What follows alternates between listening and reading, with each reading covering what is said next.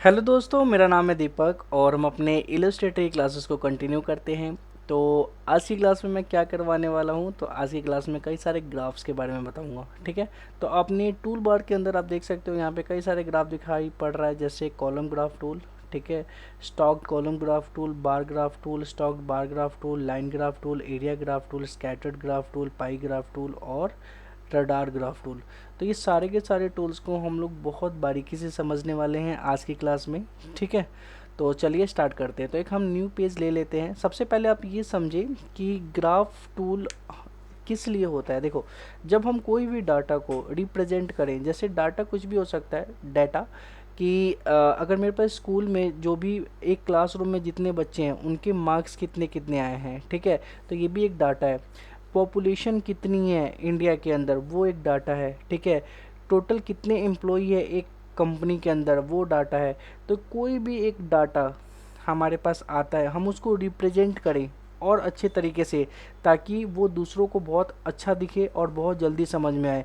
तो इसके लिए हम लोग ग्राफ का यूज़ करते हैं। ठीक है, तो यही ग्राफ हम लोग कैसे इलस्ट्रेटर के अंदर बना सकते हैं। ठीक है, तो ये हम आज की क्लास में देखेंगे। तो सबसे पहले हम क्या करते हैं, अपने न्यू पेज पे चले जाते हैं। न्यू पेज पे जाने के बाद हम यहाँ पे ग्राफ बनाएंगे। तो आप देखिए यहाँ पे आप बार टूल के अंदर स्टॉक बार ग्राफ टूल है। ठीक है, इस पर राइट क्लिक करेंगे तो कई सारे ऑप्शंस यहाँ पे दिखाई पड़ेंगे।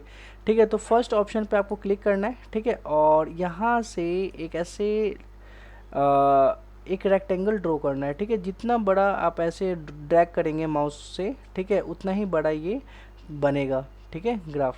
अब यहाँ पे जैसे ही बनते हैं, यहाँ पे एक सम लाइक एक्सेल शीट जैसा एक ओपन हो जाता है। ठीक है, अब यहाँ पे हम लोग डाटा को लिख सकते हैं। ठीक है, तो डाटा को लिख सकते हैं। तो अब ये देखो डाटा मैं क्या क्या लिख लेता हूँ। जैसे, हाँ, ध्यान रहे कि आप इनके सेल में नहीं लिख सकते, सेल पे आपका सिलेक्टेड होगा और लिखना आपको ऊपर ही है यहाँ पे। ठीक है, तो ये नीचे की तरफ में ऑटोमेटिक लिखा जाएगा। तो जैसे कि यहाँ पे मैं लिख लेता हूँ नेम। ठीक है, नेम लिखने के बाद आप देखो वहाँ पे जैसे मैंने एंटर दबाया तो देखो ब्लिंक यहीं पे कर रहा है, लेकिन यहाँ पे ये जो सिलेक्शन है ये नेम के नीचे चला गया है। अब यहाँ पे लिख दिया मैंने Ram, enter, Shyam, enter, Kapil, enter, Sohan. ठीक है, तो ये मैंने लिख दिया। और यहाँ पे मेरे को लिखना है सब्जेक्ट के नाम। ठीक है, तो मैंने लिख दिया यहाँ पे हिंदी, इंग्लिश, मैथ्स, ठीक है, और साइंस। बस तीन ही लिखता हूँ, हिंदी, इंग्लिश, मैथ्स। ठीक है, अब यहाँ पे मैं नंबर्स दे सकता हूँ। ठीक है, तो मैं यहाँ पे अपने नंबर की से नंबर दे देता हूँ, जैसे 78, एंटर, 96, 45, 85। ठीक है, और इसके बाद 85, 74, 36, ठीक है, 93, 45, 74,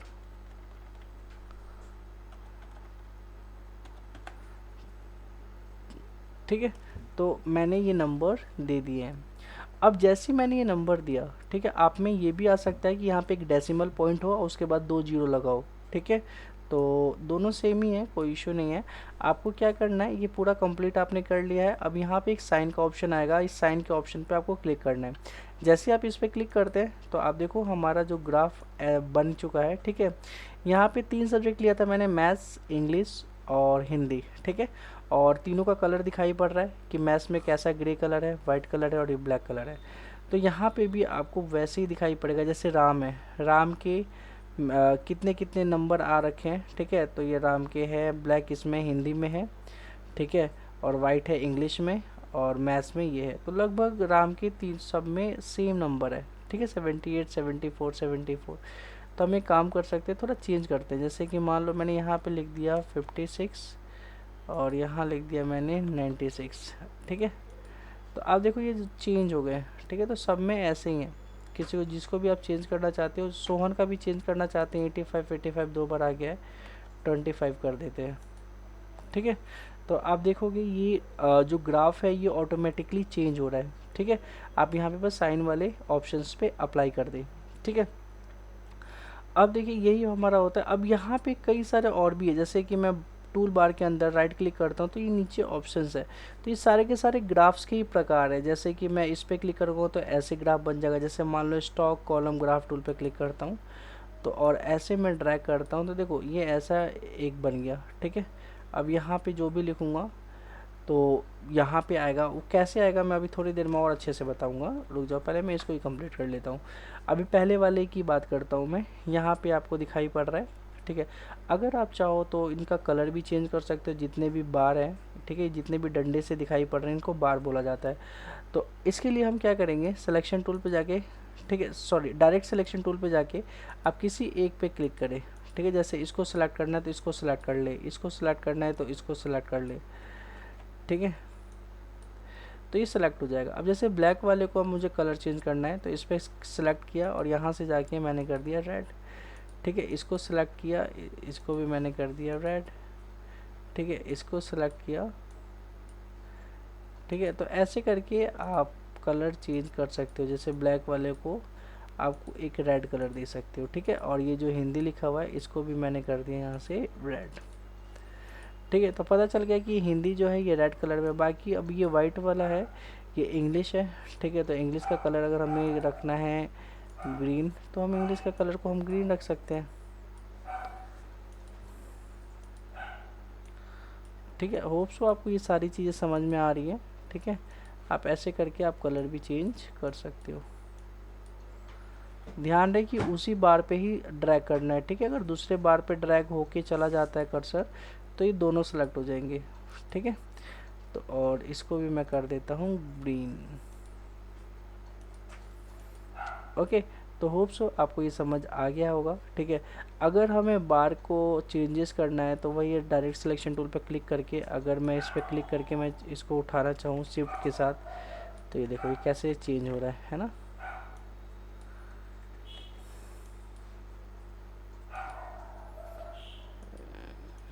ये देख रहे हो कि जैसे भी मेरे को बार को बनाना है वैसे चेंज हो जा रहा है। देखो ये ऊपर की तरफ मैं उठाना चाहूँ, ठीक है, तो मैं ऊपर की तरफ में और लेके जा सकता हूँ, छोटा कर सकता हूँ, बड़ा कर सकता हूँ। तो इससे हमारा ना गलत हो जाएगा, मतलब जो डाटा हमने लिया उसके अकॉर्डिंग नहीं रहेगा।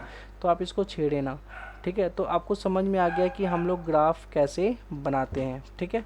अब हम बात करते हैं अगले ऑप्शन की, ठीक है। इसके ऑप्शन के आगे यहाँ पे लिखा हुआ है स्टॉक कॉलम ग्राफ टूल, ठीक है। इसका क्या है, जैसे मान लो पहले मैं सिलेक्ट करता हूँ, सिलेक्शन टूल लेता हूँ मैं और इन सब को सिलेक्ट कर लिया मैंने यहाँ से लेके यहाँ तक, ठीक है। सेलेक्ट कर लेने के बाद अब जाऊँगा मैं ग्राफ टूल पे और मैं सेकंड वाले ऑप्शन पे क्लिक करता हूँ, ठीक है, ठीक है। सेकंड वाले ऑप्शन पे ऐसे क्लिक नहीं करना, यहाँ पे आप कॉलम ग्राफ टूल पे ही रहो, ठीक है। यहाँ पे 2 टाइम क्लिक करना है ग्राफ टूल पे, मतलब कि कॉलम ग्राफ पे 2 टाइम क्लिक करना है तो आपको है ना एक ग्राफ टाइप दिखाई पड़ेगा। यहाँ पे भी ये सारे वही सारे ऑप्शन है, स्टॉक कॉलम, बार, स्टॉक बार, लाइन, एरिया, स्कैटर्ड, पाई। और आप देखोगे कि यहाँ पे भी वही सारे ऑप्शन है, stock graph, bar graph, stock, line, area, scatter, pie, radar. तो ये सारे ऑप्शंस आप 2 बार क्लिक करते हो तो इधर भी दिखाई पड़ते हैं, ठीक है। ग्राफ ऑप्शन ओपन हो जाते हैं, ठीक है। अब देखो यहाँ पे जो ऑप्शंस ओपन हो चुके हैं, अब यहाँ पे सेकंड वाले ऑप्शन पे मैं क्लिक करता हूँ, ठीक है। और जैसे ही मैं ओके करता हूँ तो देखो ये हमारा जो ग्राफ है ये चेंज हो गया है, ठीक है। अब ये राम का जो भी ये मार्क्स है मैथ्स, साइंस और हिंदी में, इन तीनों का टोटल पहले हो के ये टोटल तक चला गया है 240 तक। आप देखोगे कि राम का इन दोनों को टोटल करो तो वही 230 240 तक ही जाएगा। और इनमें रेड वाला हिंदी कितना है, ठीक है, इंग्लिश कितने मार्क्स का है और मैथ्स कितना है, ठीक है। ये ऐसे ग्राफ है, कई जगह ऐसे ग्राफ भी चलते हैं, ठीक है। अगर आपको ऐसे ग्राफ बनाना है तो ऐसे बना सकते हो। उसके बाद दोबारा से मैं डबल क्लिक करता हूँ और यहाँ पे जो थर्ड ऑप्शन है, ठीक है, इस पर क्लिक करके, ठीक है, और ओके करता हूँ तो देखो ये इस टाइम पे, उस टाइम पे क्या था वर्टिकली था, अब ये हॉरिजॉन्टली दिखाई पड़ रहा है हमें, ठीक है। तो अब यहाँ पे राम, श्याम, कपिल, सोहन इधर आ गए और मार्क्स नीचे की तरफ में आ चुका है। तो आप ऐसे कर सकते हो, बढ़िया है। 2 बार क्लिक किया मैंने, ठीक है। और इसके बाद ये लाइन है, लाइन से आप शो करना चाहते हो तो लाइन ग्राफ यूज़ कर सकते हो।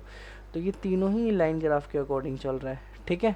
अगर आप लोगों को एक्सेल आती है तो आपको कोई दिक्कत नहीं हो रहा होगा इसके अंदर, ये सब एक्सेल का ही पार्ट है, ठीक है। उसके अंदर हमने बहुत डिटेल में किया हुआ है, ठीक है। तो ये सारे के सारे आप लाइन से आपको दिखाई पड़ रहा है तीनों अलग अलग सब्जेक्ट का, हिंदी, इंग्लिश और मैथ्स का। ठीक है, अंडू मैंने कर दिया।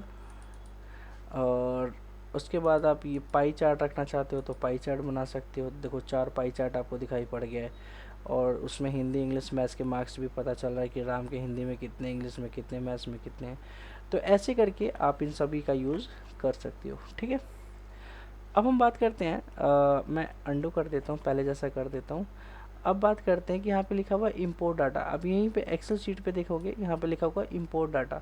इंपोर्ट डाटा पे क्लिक करते हो तो कोई एक्सेल का फाइल अगर आपने सेव कर रखी होगी, वहाँ से हम इंपोर्ट कर सकते हैं। लेकिन ये अभी हमने की नहीं है, इसलिए मैं ये नहीं बताऊँगा। अभी आप समझो कि ट्रांसपोज रो और कॉलम क्या होता है। जैसे अभी तक हम देख रहे हैं कि राम, श्याम, कपिल और सोहन, ये कौन से एक्सिस पे है, ये है एक्स एक्सिस पे, और वाई एक्सिस पे क्या है, मार्क्स है। ठीक है, 20, 40, 60, 18, 100, मैक्सिमम 100 तक है। इसके अंदर जो वैल्यू है 100 से नीचे है, तो ये ऑटोमेटिक 100 तक ले चुका है। अब देखो, जैसे ही मैं यहाँ पे ट्रांसपोज करता हूँ तो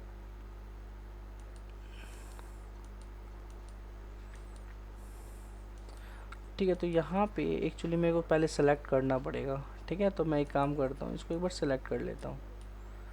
ठीक है, और ट्रांसपोज करता हूँ। ठीक है, ट्रांसपोज कर लेने के बाद आपको यहाँ पे जो अप्लाई का ऑप्शन है, इस अप्लाई के ऑप्शन पे क्लिक करना है। जैसे ही इस ऑप्शन पे आप क्लिक करोगे तो आप ये देखोगे कि यहाँ पे चेंजेस देखने को मिलेगा। ठीक है, ट्रांसपोज कर लिया मैंने, यहाँ पे राम, श्याम, कपिल, सोहन यहाँ पे आ गया, और जैसे अप्लाई करता हूँ तो यहाँ पे अभी कुछ चेंजेस देखने को नहीं मिल रहा है। हाँ जी, तो बच्चों यहाँ पे आप ये देखो कि जैसे ही मैंने यहाँ पे ट्रांसपोज किया, ठीक है, तो अभी तक क्या था कि नीचे इधर लेफ़्ट साइड में हिंदी, इंग्लिश, मैथ दिखाई पड़, जो ये लेफ़्ट साइड में नाम था वो नाम हो गया ऊपर की तरफ में, है ना। और यहाँ का जो हिंदी, इंग्लिश, मैथ था वो आ गया नीचे की तरफ में। तो हम इसको चेंज कर सकते हैं, आप चाहो तो यहाँ से चेंज कर सकते हो। ठीक है, यहाँ पे लिख देता हूँ मैं नेम। ठीक है, अब यहाँ पे जैसे नाम है, आप चाहो तो इसको यहाँ ला सकते हो। ठीक है, ट्रांसपोज करके, या फिर वैसे ही रहने दो। तो आप ये देखोगे कि पहले ऐसा कुछ दिखाई पड़ रहा था, मैथ, इंग्लिश, साइंस। ठीक है, और यहाँ पे राम के तीनों का ही मार्क्स दिखाई पड़ रहा था कि उसके हिंदी में कितने हैं, इंग्लिश में कितने हैं और मैथ्स में कितने हैं। वैसे श्याम के हिंदी में कितने हैं, इंग्लिश में कितने हैं और मैथ में कितने हैं। अगर ट्रांसपोज कर दिया जाए तो नाम देखो अब ये कॉलम में आ गया है। ठीक है, और जैसे ही मैंने साइन कर दिया तो अब यहाँ पे देखो हिंदी, इंग्लिश, मैथ नहीं आ रहा, यहाँ पे सोहन, कपिल, श्याम और राम आ रहा है। इसका क्या मतलब हुआ, इसका मतलब ये हुआ कि इस बार ये हिंदी यहाँ पे दिखाई पड़ेगा नीचे की तरफ में, और चारों के मार्क्स हिंदी का दिखाई पड़ेगा कि हिंदी का सबसे ज़्यादा किसका है। तो दोनों को, दो का सेम है, श्याम का और राम का सेम है, बाकी इन दोनों का थोड़ा कम है। ठीक है, तो इंग्लिश में इन चारों का मार्क्स हमें पता चल जाएगा एक साथ, मैथ्स में इन चारों का मार्क्स हमें पता चल जाएगा एक साथ। तो ये कैसे हुआ, ट्रांसपोज से, ट्रांसपोज रो और कॉलम करने से। ठीक है, इसके बाद यहाँ पे आता है सेल स्टाइल। ठीक है, सेल स्टाइल अब मैं पहले जैसा ही कर देता हूँ, इसको पहले इस पर क्लिक करके और मैं ऐसे कर देता हूँ, तो ये पहले जैसा हो गया। अब ये आ रहा है सेल स्टाइल। सेल स्टाइल पे क्लिक किया और यहाँ पे लिखा हुआ नंबर ऑफ डेसिमल, अगर मैंने यहाँ पे 2 लिख दिया और ओके कर दिया, ठीक है, तो आप देखोगे हर एक नंबर के बाद एक डेसिमल पॉइंट है, उसके बाद डबल जीरो है। ठीक है, तो यहाँ पे पॉइंट के बाद डबल जीरो आपको दिखाई पड़ेगा। ठीक है, तो ये कैसे दिखाई पड़ा, होप सो आपको ये समझ आ गया होगा। ठीक है, अब मैं दोबारा इसको हटा के जीरो कर देता हूँ। ठीक है, तो आप देखो अब दिखाई नहीं पड़ेगा। ठीक है, अगर वहीं अगर मैंने कॉलम ब्रीथ में अगर मैंने कर देता ये 7 की जगह, 7 का मतलब होता है इसमें 7 डिजिट एक कॉलम में आ सकता है आसानी से। ठीक है, उसके बाद आएगा तो ये इसका जो ब्रीथ है ये बढ़ने लग जाएगा। अगर मैं यहाँ पे 2 कर देता हूँ और ओके कर देता हूँ तो आप देखो कि इसका जो ब्रीथ है ना ये छोटे छोटे हो गए, जिसमें 2 ही डिजिट आ सकते हैं। ठीक है, अगर मैं यहाँ पे कर देता हूँ 5 तो 5 डिजिट तक का जो स्पेस है वो दिखाई पड़ेगा, लेकिन ये 7 बाय डिफ़ॉल्ट 7 होता है तो हम 7 ही रखेंगे। ठीक है, ओके, और ये है रिवर्ट है। रिवर्ट पहले जैसा कर देता है, इस पर क्लिक करोगे तो पहले जैसा, जैसे कुछ भी चेंज करो, जैसे मैंने ट्रांसपोज कर दिया। ठीक है, अगर मैंने रिवर्ट कर रहा हूँ तो देखो पहले जैसा हो जाएगा। ठीक है, तो कुछ भी इसमें यूज़ करके अगर मैं रिवर्ट करूँगा तो पहले जैसा हो जाएगा। ठीक है, और ये तो आपको पता ही है कि साइन अप्लाई करने के लिए इसका यूज़ हम लोग करते हैं। ठीक है, तो होप सो ये समझ में आ गया होगा। अब मैं डबल क्लिक करता हूँ। ठीक है। और यहाँ पे तो ये सारी चीज़ें मैंने आपको बता दिया। अब यहाँ पे लिखा है वैल्यू एक्सिस, वैल्यू एक्सिस के अंदर लिखा है ऑन लेफ्ट साइड। इसका मतलब कि जो ये वैल्यू एक्सिस है, मतलब वाई एक्सिस पे जो भी वैल्यू है, अगर मैं इसको राइट साइड में देखना चाहता हूँ इस वैल्यू को, तो ऑन राइट साइड पे क्लिक करूँगा और ओके करूँगा। तो आप देखोगे ये वैल्यू जो है वो राइट साइड में हमें दिखाई पड़ने लग गया है। ठीक है। वही बात करूँ मैं अंडू करके, ठीक है, अगर मैं यहाँ पे बोथ साइड करता हूँ तो दोनों तरफ हमें ये वैल्यू वाली लाइन दिखाई पड़ेगी। ये देखो, इधर भी दिखाई पड़ रही है और इधर भी। ठीक है। होप सो आपको ये समझ आ गया होगा। ठीक है। अब यहाँ पे लिखा है ऐड ड्रॉप शेडो, अगर मेरे को थोड़ा शेडो इसके बैक साइड में डालना है तो ओके कर दूंगा। तो आप ये देखोगे इसके पीछे की तरफ में एक शेडो ब्लैक कलर का हमें दिखाई पड़ रहा है, लेकिन ये उतना खास अच्छा लगता नहीं है, इसलिए मैं इसका यूज़ नहीं करता हूँ। ठीक है। तो ये समझ में आ गया। होप सो आपको ये सारी चीज़ें समझ में आ रही होंगी। ओके, तो ये था। ठीक है। तो यहाँ से हमने आज समझा कि हम कैसे कॉलम ग्राफ टूल का यूज़ करके हम लोग कोई भी ग्राफ बना सकते हैं। और ये सारे के सारे मैंने यूज़ करा इसी वाले डाटा पे। ठीक है। चाहो तो आप अलग से ये सब बना सकते हो, जैसे बार डायग्राम, लाइन। ठीक है। तो आप लाइन पे क्लिक करके आप एक और यहाँ पे बना सकते हो। यहाँ पे भी अगर आप लिखोगे नाम, ठीक है, या फिर यहाँ पे लिख दो हिंदी इंग्लिश। ठीक है। यहाँ पे लिख दो दीपक कमल 45 36 85 96। ठीक है। तो यहाँ पे आप जैसे अप्लाई करोगे तो आपको एक लाइन चार्ट देखने को मिलने लग जाएगा। तो आप चाहो तो अलग अलग जिस पे भी जाके आप जो भी बनाना चाहो यहाँ से बना सकते हो। ठीक है। रडार ग्राफ का अभी यूज़ नहीं है, इसलिए मैंने इसका यूज़ नहीं बताया। बाकी यहाँ पे पाई ग्राफ टूल तक आप खुद से बना सकते हो। ठीक है।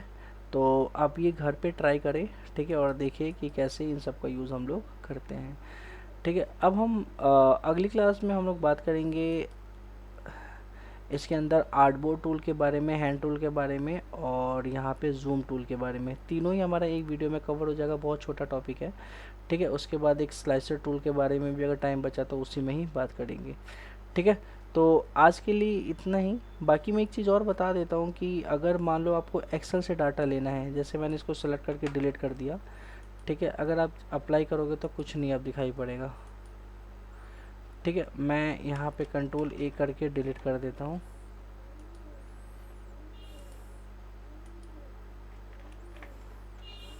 ठीक है। अब मैं चला जाता हूँ अपने एक्सेल पे। तो एक्सेल, ठीक है, मैं चाहूँ तो यहाँ भी कोई कुछ भी लिख सकते हैं, जैसे मैंने लिख दिया यहाँ पे नेम और हिंदी इंग्लिश मैथ्स साइंस। ठीक है। एसएसटी। अब यहाँ पे मैंने लिख दिया राहुल के कितने हैं किसमें, मयंक, कमल। ठीक है। और यहाँ पे मैंने नंबर दे दिया। तो मैं इसका यूज़ नंबर के लिए एक फॉर्मूले से कर सकता हूँ। जिसको एक्सेल नहीं आएगा वो बस नंबर टाइप कर ले। ठीक है। मैंने यहाँ पे डाल दिया 25 से लेके 100 के बीच में कोई भी रैंडम नंबर आ जाए। ठीक है। तो यहाँ पे रैंडम नंबर आ गए। ठीक है। तो आप यहाँ पे टाइप कर सकते हैं। ठीक है। आप जैसे मैंने यहाँ पे किया हुआ है ना, आप ज़रूरी नहीं कि आप ये चीज़ें करें, आप नॉर्मल टाइप कर ले। ठीक है। अब देखो जैसे मैंने ये सेलेक्ट किया कंट्रोल सी, और मैं चला गया अपने इलस्ट्रेटर पे। ठीक है। और यहाँ पे हमने क्लिक किया, सिंगल टाइम क्लिक करना है, और यहाँ से मैंने एक ग्राफ ड्रॉ किया। अब यहाँ पे क्या करना है, मुझे वो पेस्ट करना है। ठीक है। कंट्रोल वी से मैं यहाँ पे पेस्ट करूँगा। तो देखो जो भी मैंने एक्सेल पे कॉपी किया था ये ऑटोमेटिक यहाँ पे पेस्ट हो गया, या और जो भी मेरे पास एक्सेल में डाटा था वो यहाँ पे ऑटोमेटिक पेस्ट हो गया। ठीक है। तो मैं साइन करूँगा तो देखो ये बन के तैयार हो गया। अगर मुझे चेंज करके पहले जैसा बनाना है तो इस पर क्लिक करके मैं पहले वाले पे क्लिक करके ओके करूँगा, तो देखो ये वैसे ही बन गया। तो आप चाहो तो एक्सेल से भी कॉपी पेस्ट कर सकते हो। मैं यही बताने की कोशिश कर रहा था। तो आज की क्लास में इतना ही, ये सारे के सारे आप लोग खुद से ट्राई करें, ठीक है। इसमें स्कैटर्ड ग्राफ टूल का ज़्यादा यूज़ नहीं था और रडार ग्राफ टूल का ज़्यादा यूज़ नहीं था, तो इसलिए मैंने नहीं बताया, ठीक है। बाकी ये सारे के सारे टूल्स बहुत इजी है, ठीक है। तो आप इनका यूज़ करें। मिलते हैं हम लोग नेक्स्ट क्लास में, जब तक के लिए टाटा बाय बाय।